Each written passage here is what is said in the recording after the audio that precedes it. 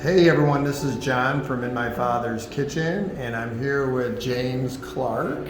Hi James. Hello. And over here we have Kat Schofield, who's one of our care managers at In My Father's Kitchen. So why are we here? I wanted to interview James because James is in this wonderful, beautiful shared space that we're going to talk about in a minute, about something that he started in birth through some of his past, because of some trauma that he's been through himself and overcome, and he wants to help others. But we met James through our Higher Ground program. So the Higher Ground program is an alternative to panhandling. It's a hand up and not a hand out. And James, we were talking earlier, so how did you find out about Higher Ground and why were you investigating it and all that other stuff? Yeah, so June of 2019, I was homeless already for nearly 5 years. And ultimately, all of the random little funds I did have and random ways of making money kind of dried out. So I started actually Googling random ways to make money that's not panhandling. I did find a couple case studies at University Hospital that I joined and whatnot, but ultimately found your program for Higher Ground. Reached out via email and immediately got connected with Kat and kind of took off from there. Yeah, so here's the thing, so James was homeless and wasn't even known to us in the community that he was even out there. He was flying under the radar. He had a dog with him as well. Yeah. And the Higher Ground program brought him out of the shadows, I call it, and he made contact, and we reached out and back to him, and he got on the van. And how many times do you think we probably worked on the van? Every other week for about 2 months until I was housed. That's right. And then how that happened was once they get on the Higher Ground van and James got on there, he got introduced to Kat. And that's one of the great things that Kat does, is helping people navigate our system into getting into housing. But there's a lot of legwork, so explain how to we work and how it happens. Well, we start with the first contact, and that was how James and I met through email. And then as he got to trust us, we connected him to House Calls for the Homeless with Dr. Lehman, and he was able to explain what his barriers were to housing, and we were able to help him overcome those one at a time. We got information from him, got him into the system, got him on coordinated entry, and we were able to get him housed with a good provider who provided case management on top of our case management, who then hooked him up to the other resources that he needed so that he could be successful. Right, so we get him on the list to coordinated entry, he gets picked up by a provider, he gets housed. And now how long have you been in housing right now? Since August 2019, so.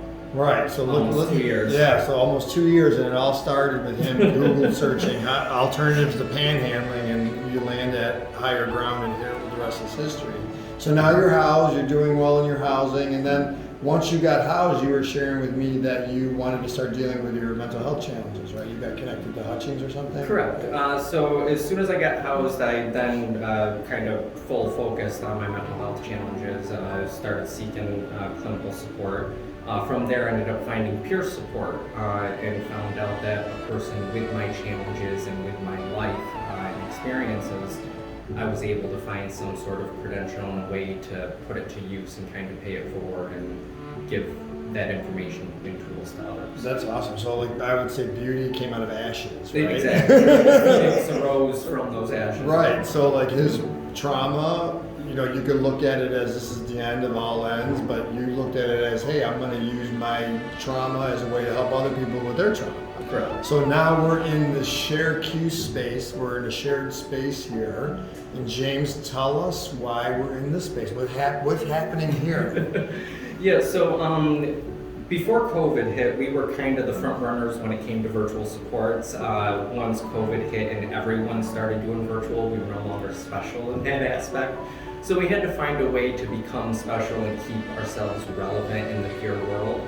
So we started hybrid groups, and the main programs that we run here, actually Wednesdays at 2 o'clock, we run Emotions Anonymous groups. We do keep it separate from Seer here, we just host it, but it is one of our primary supports that we run on top of our family and youth Saturdays. And then another program that I actually forgot to mention to you earlier is we have a Seer Care Rights program where we write individuals who are incarcerated. living with mental health challenges, and we help get them connected with resources upon release. So this way, when they do get released, yes, they may be going to a halfway house, but they're going to be better equipped with the resources that are going to be within that community. Right. So Seer Peer, though, we didn't say though, you started it. Yeah. Oh, yeah. Yeah. So that's the thing I started. That's right. So he started Seer Peer, right? And so, what would be your mission statement? What is mission statement for Seer? So yeah. See, and I always have to pick up pamphlets and stuff. Ultimately, Seer Peer is the idea that all of Syracuse and its community and surroundings, everyone in the area, we're all affected by mental health challenges. Whether we see a doctor or not, it's all how we actually, live with it and cope with it. So realizing that everyone in the community lives with mental health challenges, we realize that this is starting to come to the forefront of many conversations due to COVID and all these other challenges that are coming up. So now, because it's at the forefront, we're just kind of stepping there saying, hey, we've already been there, we've been through this. So with our life experience, we're trying to inspire hope, motivate individuals, educate them, and provide them resources and tools so they can not live forced to, kind of conform to a label, as it were. So everyone here that yourself and others that assist you are all survivors and have come through it and still dealing with stuff and they're peers to other people. Correct. Even though, like on our board, we have an individual who is a licensed master social worker, but he's also a peer specialist. Gotcha. He's lived mental health challenges growing up, from teenage on up. Is there a website or something that people could go to? Yeah, of course. Our website is seerpeer.org. It's SYR, P as in Paul, E as in Echo, E as in Echo, R as in Romeo.org. I always have to spell it out because whenever I say Seer Peer, people usually hear Seer Peer. Okay. And then is there a phone number or anything like that, or is it all online? Yeah, so our office phone number is 315-558-7920. Okay. And now, how long has it been that you started? Seer Peer started as a nonprofit association August of 2019. As soon as I was housed, as soon as I found out about peer work, I gathered peers and started an association. We were officially incorporated as of June 9th, 2020, and as of February this year, we are 501c3. That's awesome. So now, anyone watch? Well, first of all, Kat, like, what do you think about? So we met this guy living in. Where was he living? He was living in a basement. Yeah. With no facilities whatsoever. Yeah. With A place not meant for human habitation. Not meant for human habitation, with a giant dog. Yeah. And he dealt with significant physical issues that he had to train his dog how to make him safe. Yeah. Which to me is amazing.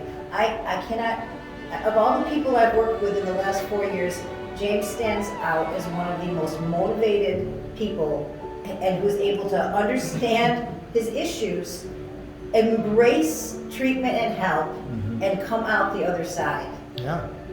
And what we say is, like, there's a story behind everybody's. I say the cardboard sign if you're a panhandler, but even someone in homelessness who might not panhandle with a sign, there's a story behind what you're seeing with your physical eyes as a community resident going through the community, seeing someone in struggle, right?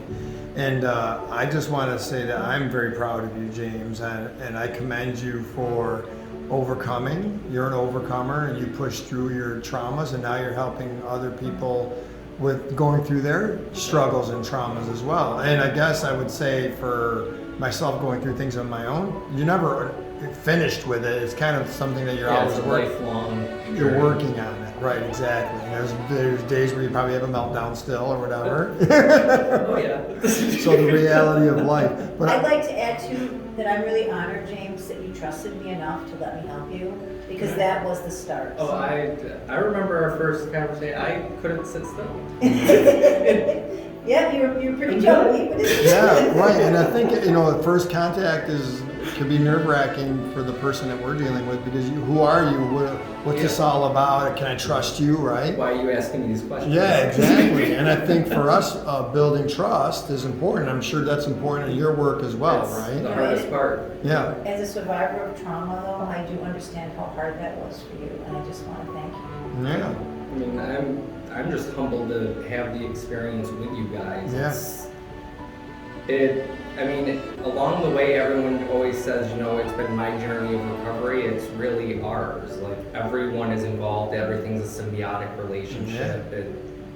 Everything really complements each other if actually approached appropriately. Yeah, and one of the things I always say is relationships minimize risk, right? Yep. The relationships that we establish with good people around us, risk starts to go down. Exactly. Right?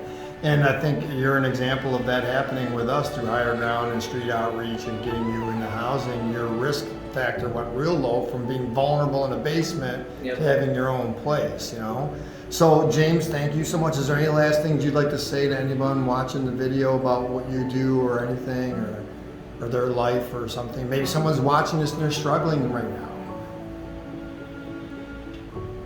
I mean, it's kind of simple, and I'm sure it's been seen on multiple things, but ultimately it's just always aiming for progress, not perfection.